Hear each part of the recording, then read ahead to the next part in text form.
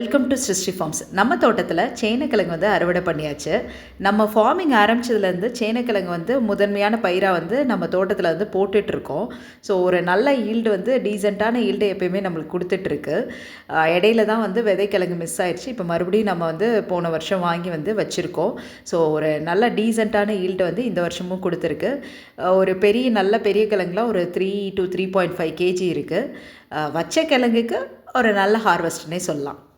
மூச்சவ பேச்சவ பேசலும் அழகவ எனக்குள்ள கலக்குற ஆக்சிஜன் அளவவ யாரவ நூத்துக்கு நூறவதான் என்னவள ஒரலையவ கலையவ அழகிய நிலவவ நிழலிலும் ஜொலிக்கிற நிரந்தர ஒளியவ சரியவ தவறவ சிரிக்கிற சிரிப்புக்கு அவதான் காரணம்.